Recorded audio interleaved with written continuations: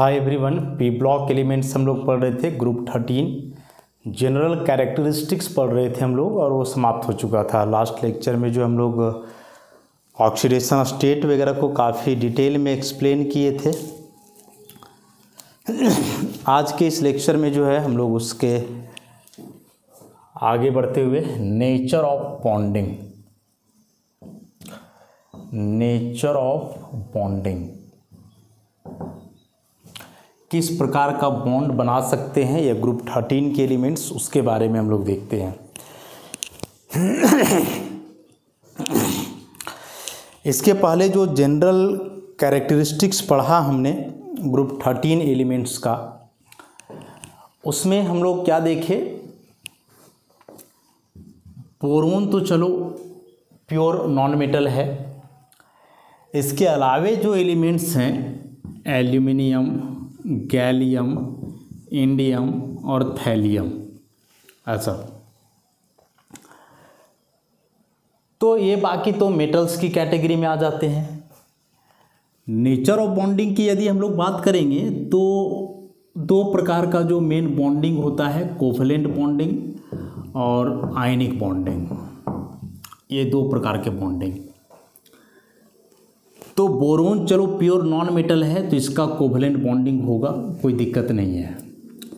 बाकी aluminium, gallium, indium और thallium, ये यदि किसी दूसरे के साथ बॉन्ड बनाते हैं तो ये मेटेलिक नेचर के होने के चलते, मेटेलिक नेचर के होने के चलते इनको बनाना है आयनिक बॉन्ड, क्योंकि नॉन मेटल किसी से भी कंबाइन करे तो बेसिकली कोवलेंट बॉन्ड का फॉर्मेशन करते हैं, और मेटल्स हैं तो ये आयनिक बॉन्ड का फॉर्मेशन करेंगे। जनरल थ्योरी जो है बॉन्डिंग का वो यही बोलता है। लेकिन उसके अतिरिक्त हम लोग बात क्या देखे थे लास्ट लेक्चर में कि ये जो ग्रुप 13 के एलिमेंट्स हैं इनका एक मोस्ट कॉमन ऑक्सीडेशन स्टेट होता है +3। अब +3 चार्ज यदि है एल्यूमिनियम पर, तो इतना हाई चार्ज होने का मतलब क्या हुआ? इतना हाई चार्ज होने का मतलब क्या हुआ? मतलब हुआ वेरी स्मॉल साइज, और स्मॉल साइज और हाई चार्ज का मतलब हुआ हाई पोलराइजिंग पावर। इसका मतलब क्या हो गया? High polarising power. मतलब कि यह जो केटायन बन रहा है एल्यूमिनियम का, यह किसी दूसरे एनायन को बहुत ही ज़्यादा पोलराइज करेगा। और जैसा कि हमने पढ़ा है केमिकल बॉन्डिंग में फाजॉन रूल,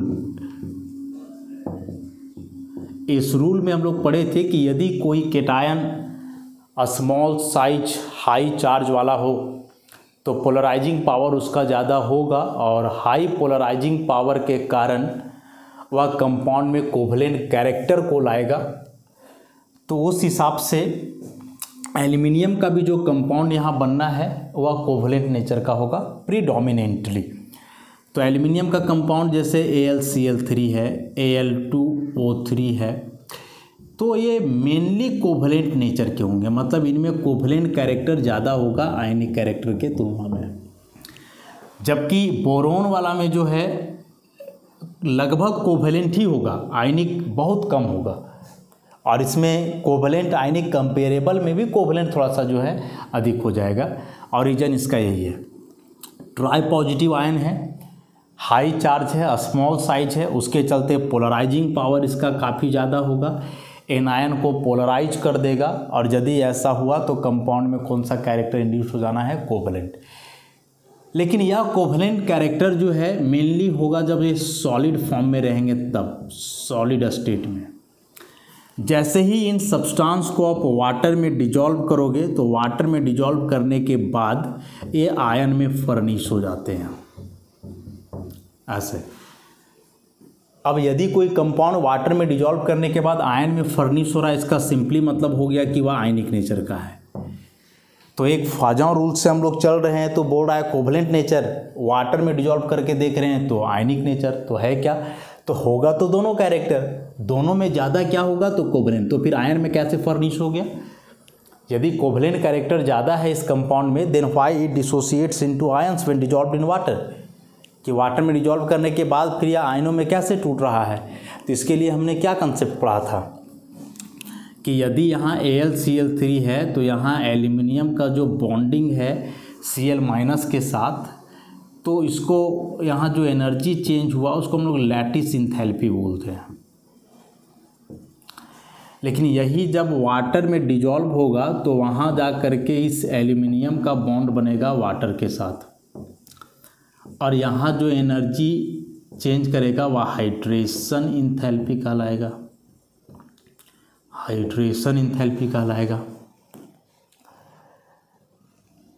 तो यदि एल्यूमिनियम जाकर के वाटर में AlCl3 डिसोसिएट कर रहा है, इसका सिंपली मतलब हुआ कि hydration enthalpy greater than lattice enthalpy, और हाइड्रेशन इंथैल्पी ज़्यादा है इसीलिए जो है पहले क्या कर रहा है कि AlCl3 के लैटिस को ही बिगाड़ रहा है, तोड़ रहा है, आयंस को सेपरेट कर रहा है, और तब जाकर के जो है वहाँ फॉर्मेशन हो जा रहा है वाटर के साथ उसका हाइड्रेटेड फॉर्म का।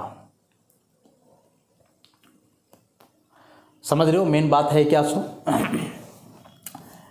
तो यह जो AlCl3 है इसको जब आप वाटर में डिसोसिएट किए तो ये ऐसे तो पहले टूटा,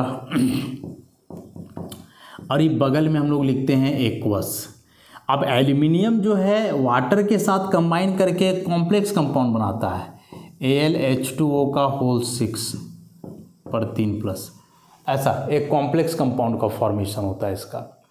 और यह जो स्टेबिलिटी है इस कॉम्प्लेक्स का, मतलब हेक्सा एक्वा कॉम्प्लेक्स इसको हम लोग बोलते हैं, हेक्सा एक्वा कॉम्प्लेक्स। तो सबके केस में ऐसा बनेगा, एल्यूमिनियम भी बनाएगा, गैलियम भी बनाएगा, इंडियम भी बनाएगा, थैलियम भी बनाएगा, लेकिन इसका जो स्टेबिलिटी है वह डाउन दी ग्रुप जाने से डिक्रीज करेगा।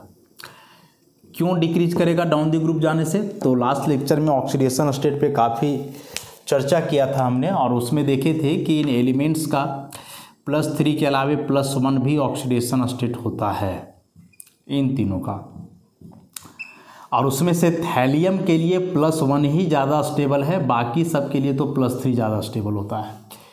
तो यदि थैलियम के लिए +1 ऑक्सीडेशन स्टेट है, इसका मतलब हम लोग समझेंगे कि थैलियम प्रीडोमिनेंटली एग्जिस्ट करेगा इस फॉर्म में, मोनोवैलेंट कैटायन, ना कि ट्राइवैलेंट, इस फॉर्म में नहीं रहेगा। और यहाँ इसका साइज बहुत ज़्यादा है, चार्ज कम है, तो यह प्योरली आयनिक कंपाउंड बनाएगा। हाँ, यह प्योरली कैसा कंपाउंड बनाएगा? आयनिक कंपाउंड बनाएगा। कि यदि कोई कैटायन का साइज बहुत बड़ा हो और चार्ज उसका काफ़ी कम हो तो अकॉर्डिंग टू फाजा रूल वह कंपाउंड जो है प्योरली, या वह कैटायन जो है वह प्योरली कैसा कंपाउंड बनाएगा? आयनिक बनाएगा। तो ये बाकी के जो कंपाउंड्स बनेंगे उनमें कोवलेंट कैरेक्टर ज़्यादा होगा, लेकिन यह थैलियम जो है इसका जो कंपाउंड होगा उसमें आयनिक कैरेक्टर ज़्यादा होगा। ज़्यादा मतलब समझो मेनली वही होगा, 100 में 90 to 95% या आयनिक कैरेक्टर ही एग्जिबिट करेगा, 5-10% कोवलेंट कैरेक्टर रख सकता है। अब चूंकि थैलियम का +1 ऑक्सीडेशन स्टेट ज़्यादा स्टेबल है, तो फिर यह इस तरह का कॉम्प्लेक्स कैसे बना सकता है? नहीं बनाएगा। इसमें तो हम लोग देख रहे हैं क्या 3+ चार्ज है, इसलिए लिखें कि डाउन दी ग्रुप जाने से जो ऐसे कॉम्प्लेक्स का फॉर्मेशन होता है हाइड्रेशन के दरमियान, उसका स्टेबिलिटी घटेगा। मतलब एल्यूमिनियम के लिए यह कॉम्प्लेक्स सबसे ज़्यादा स्टेबल है, और जैसे जैसे नीचे जाओगे इसका स्टेबिलिटी घटते जाएगा। बोरोन तो प्योरली कोवलेंट कंपाउंड ही बनाता है, एल्यूमिनियम, गैलियम और इंडियम जो है कोवलेंट कंपाउंड बनाएंगे, कोवलेंट कैरेक्टर ज़्यादा होगा, आयनिक भी उसमें रहेगा। लेकिन थैलियम का बिल्कुल अलग है, इसमें आयनिक कैरेक्टर ही मेनली होगा, कोवलेंट कैरेक्टर बस नाम मात्र का होगा। रीजन कि थैलियम का +1 ऑक्सीडेशन स्टेट और साथ ही इसका बहुत बड़ा साइज, ये 2 वजहों के चलते ऐसा होगा। एक हाइड्रेशन इंथैल्पी और आयनाइजेशन इंथैल्पी वाला भी बात हम लोग समझ गए क्या है सो।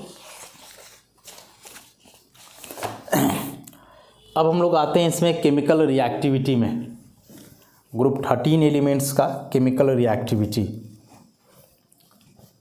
क्या है।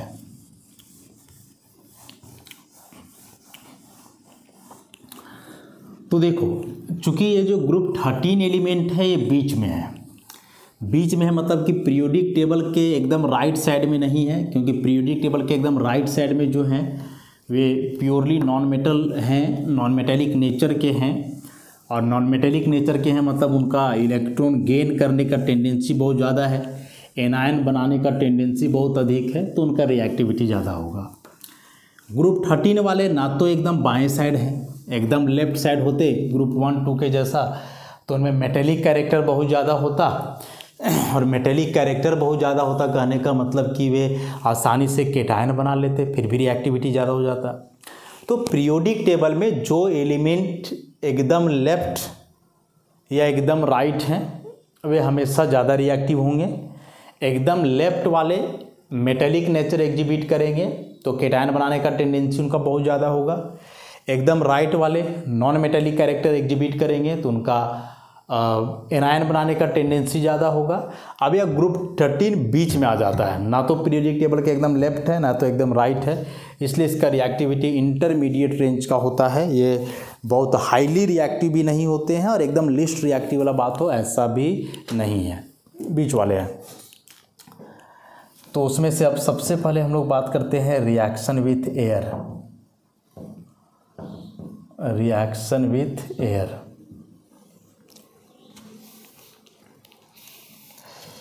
बोरोन का 2 फॉर्म होता है, एक होता है क्रिस्टलाइन फॉर्म और दूसरा होता है एमॉर्फस। इस क्रिस्टलाइन और एमॉर्फस के बारे में क्लास 12 में हम लोग पढ़ेंगे। क्रिस्टलाइन का मतलब फिलहाल समझना है ordered arrangement, ordered arrangement of constituent या एटम,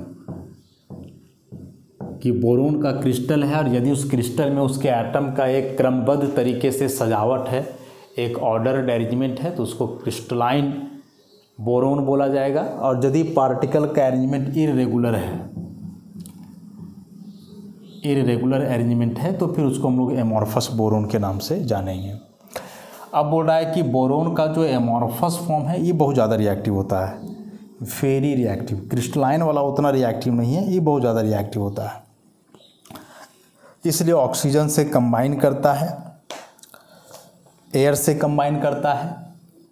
अब एयर में हम लोग जानते हैं कि सबसे ज़्यादा मात्रा में पाए जाने वाला 2 गैस है ऑक्सीजन और नाइट्रोजन। सबसे ज़्यादा नाइट्रोजन, उसके बाद कौन है? ऑक्सीजन। तो इन दोनों से कंबाइन करेगा कौन? जो बोरोन है, और बोरोन का भी कौन सा फॉर्म? Amorphous form. तो उसके लिए रिएक्शन है कि जैसे बोरोन कंबाइन किया ऑक्सीजन के साथ, टेम्परेचर थोड़ा ज़्यादा होता है 700 डिग्री सेल्सियस, तो बोरोन ऑक्साइड बनता है 2B2O3, this is boron oxide. Reddish flame निकलता है। उसी प्रकार से जब बोरोन कंबाइन करेगा नाइट्रोजन के साथ,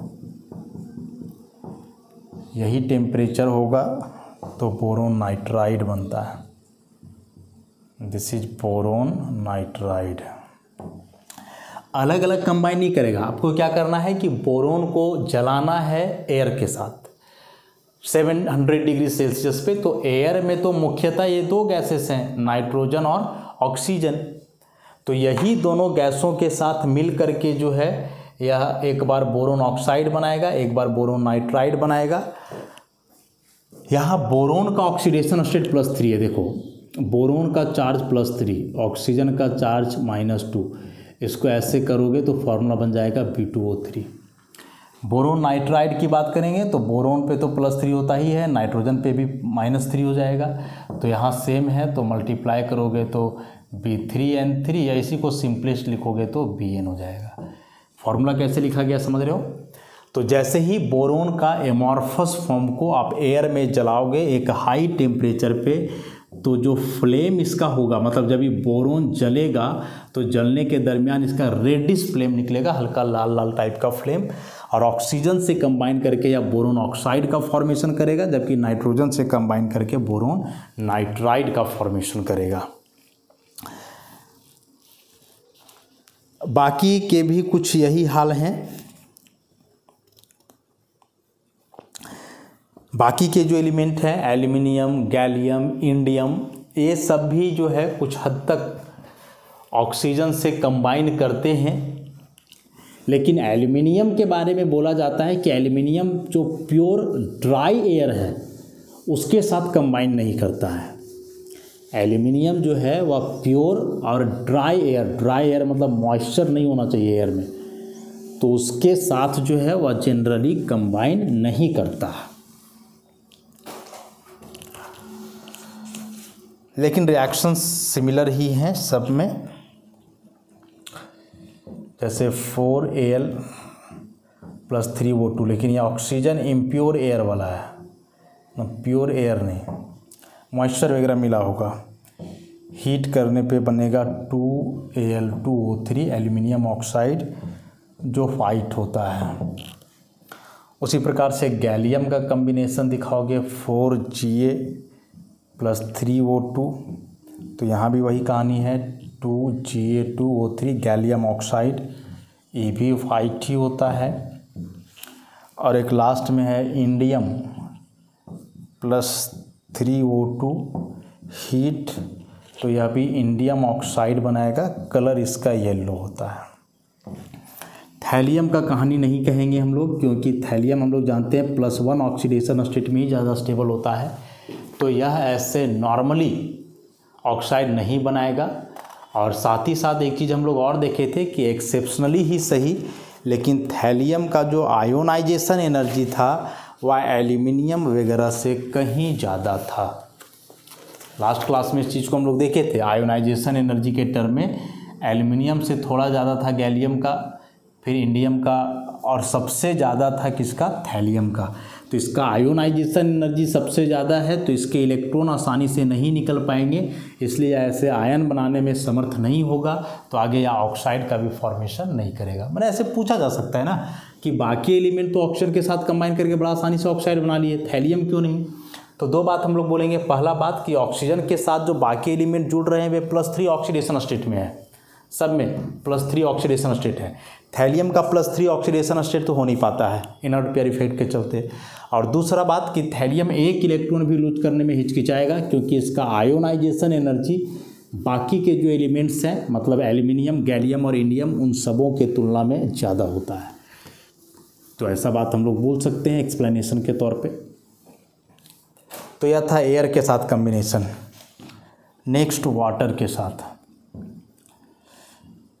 रिएक्शन विथ वाटर। देखो, कोई भी मेटल जब वाटर के साथ रिएक्शन करता है तो प्रोडक्ट के रूप में या तो हाइड्रोक्साइड बन सकता है, या तो उस मेटल का ऑक्साइड बन सकता है, और साथ ही साथ निकलेगा हाइड्रोजन गैस।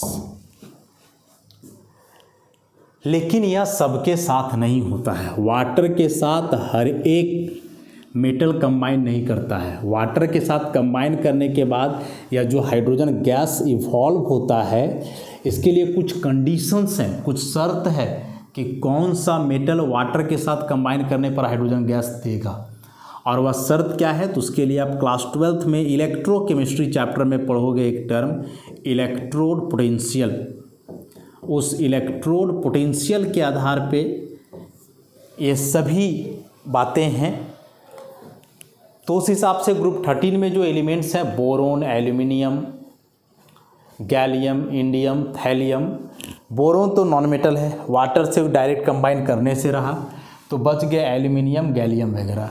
तो उसमें से एल्यूमिनियम ही एकमात्र सुटेबल मेटल है जो वाटर के साथ कंबाइन करेगा,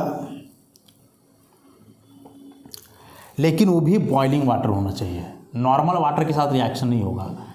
ऐसे यदि वाटर से कंबाइन करता है तो बॉइलिंग वाटर होगा, उबलता हुआ पानी से ही रिएक्शन करेगा।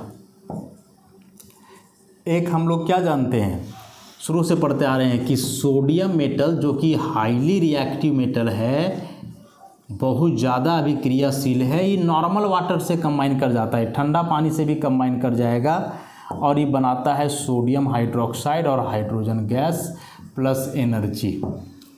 वैसे एल्यूमिनियम का चाहोगे कि एल्यूमिनियम नॉर्मल वाटर से रिएक्शन करे, तो नहीं करेगा, क्योंकि एल्यूमिनियम का रिएक्टिविटी सोडियम से काफ़ी कम है और एक कम रिएक्टिव मेटल है, तो रिएक्शन के लिए इसको एनर्जी चाहिए कहीं ना कहीं से, इसलिए हीट करना होगा, या यूँ बोले कि वाटर को बॉयल करना होगा, और बॉइलिंग वाटर लोगे तब जाकर के रिएक्शन होगा, और यहाँ से एल्यूमिनियम का ऑक्साइड बनेगा Al2O3 + H2 gas.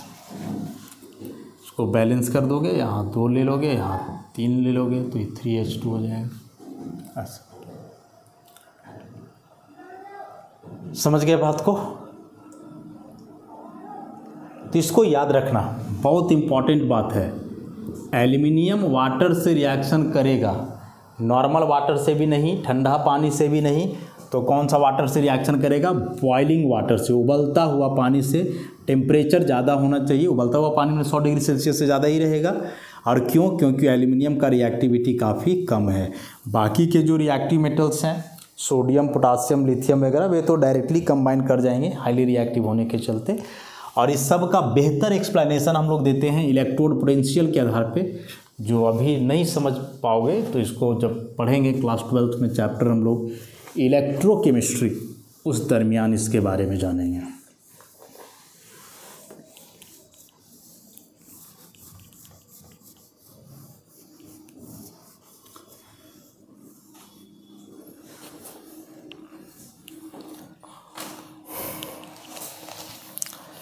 Next, reaction with non metals. Reaction with non metals.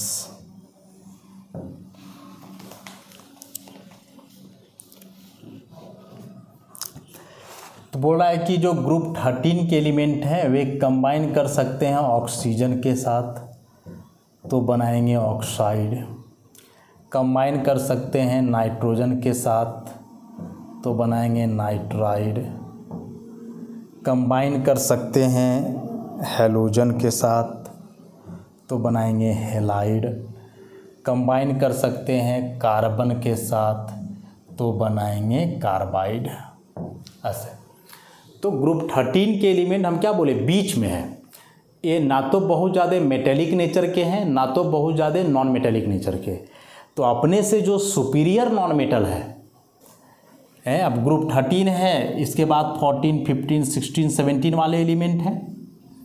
Carbon group 14 का हो गया, तो नाइट्रोजन ग्रुप 15 का, ये ग्रुप 16 का, ये ग्रुप 17 का।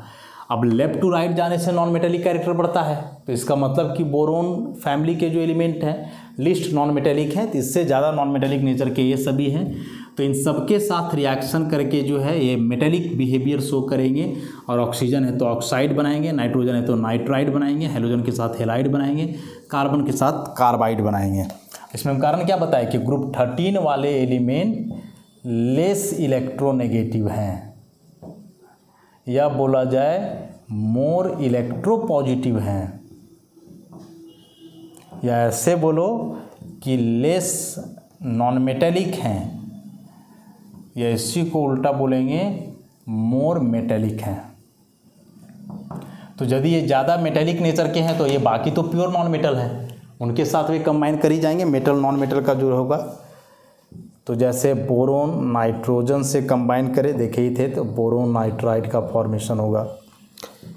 एल्युमिनियम क्लोरीन से कंबाइन करे तो एल्युमिनियम क्लोराइड का फॉर्मेशन होगा।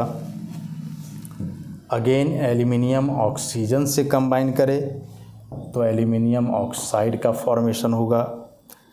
फिर यदि एल्युमिनियम कार्बन से कंबाइन करे तो एल्युमिनियम कार्बाइड का फॉर्मेशन होगा। कार्बाइड वाला थोड़ा सा टिपिकल है। कार्बाइड है क्या इसमें, तो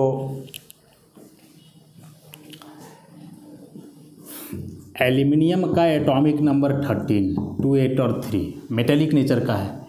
वैलेंस शेल का 3 इलेक्ट्रॉन लूज करेगा और बनाएगा Al++, 2 और 8।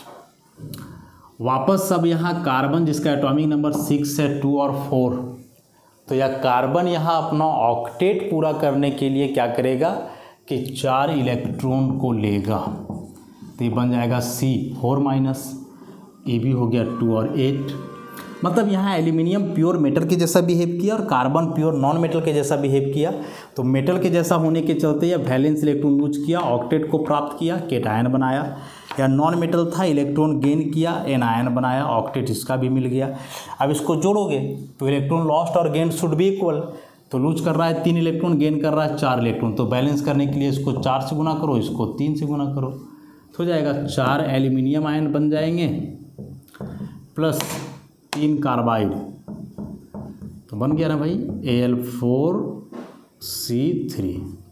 ऐसा यहाँ यदि पूछा जाए इलेक्ट्रोवैलेंसी के बारे में, इलेक्ट्रोवैलेंसी ऑफ एल्यूमिनियम, इलेक्ट्रोवैलेंसी मतलब कितना इलेक्ट्रॉन लूज या गेन कर रहा है, तो 3 लूज कर रहा है तो 3, and electrovalency of carbon 4 gain कर रहा है तो 4। बाकी सब में भी ऐसा ही फॉर्मेशन होगा। जो बात हम समझाए अभी कि ग्रुप 13 के एलिमेंट जो है वे कम इलेक्ट्रोनेगेटिव हैं, ज़्यादा इलेक्ट्रोपॉजिटिव हैं इनके तुलना में। तो जब इन सबों से रिएक्शन करेंगे वे तो हमेशा मेटेलिक बिहेवियर शो करेंगे, इलेक्ट्रॉन लूज करके केटायन बनाएंगे। अच्छा, बोरोन कंबाइन जब करेगा तो कार्बन से इसका कम्बिनेशन थोड़ा रेयर होगा। क्यों रेयर होगा? क्योंकि बोरोन और कार्बन का इलेक्ट्रोनेगेटिविटी में बहुत ज़्यादा अंतर नहीं है। लेकिन वही बोरोन ऑक्सीजन के साथ रहे तो बोरोन का इलेक्ट्रोनेगेटिविटी 2 है तो ऑक्सीजन का 3.5, बहुत ज़्यादा अंतर है। नाइट्रोजन का 3.0, बहुत ज़्यादा अंतर है। तो बोरोन ऑक्सीजन और नाइट्रोजन के साथ कर लेगा, क्लोरीन के साथ भी करेगा क्योंकि क्लोरीन का भी इलेक्ट्रोनेगेटिविटी ज़्यादा है। लेकिन कार्बन के साथ इसका कम्बिनेशन रेयर होगा क्योंकि बोरोन और कार्बन का इलेक्ट्रोनेगेटिविटी में बहुत ज़्यादा डिफरेंस नहीं है, दोनों ऑलमोस्ट एक जैसे नॉन मेटेलिक कैरेक्टर के हो जाते हैं। तो बोरोन कार्बाइड का बनना थोड़ा रेयर होगा। रीज़न बताए, इलेक्ट्रोनेगेटिविटी के बीच का जो अंतर है वह काफ़ी कम है। जितना डिफरेंस ज़्यादा हो कंपाउंड या वह एलिमेंट उतना ही हाईली रिएक्टिव होंगे, और कंपाउंड फिर जो है उसी नेचर का बनेगा। ज़्यादा इलेक्ट्रोनेगेटिव डिफरेंस है तो ज़्यादा आयनिक नेचर का कंपाउंड होगा, कोवलेंट नेचर का हो जाएगा यदि इलेक्ट्रोनेगेटिविटी डिफरेंस कम है तो बोरोन यदि कार्बन के साथ यहाँ बनाता भी है बोरोन कार्बाइड तो वह मेनली कोवलेंट नेचर का होगा, आयनिक नेचर उसमें बहुत ज़्यादा नहीं रहेगा उस कंपाउंड में। तो आज के इस लेक्चर में हम लोग यहाँ तक देखें रिएक्शन विथ नॉन मेटल्स के साथ। इसके बाद और भी बहुत सारे टर्म्स हैं या बहुत सारे रिएजेंट्स हैं जिसके साथ रिएक्शन करेगा ग्रुप 13 का एलिमेंट। तो वे रिएक्शंस क्या हैं उसको नेक्स्ट लेक्चर में हम लोग करेंगे। आज के लिए इतना ही, धन्यवाद।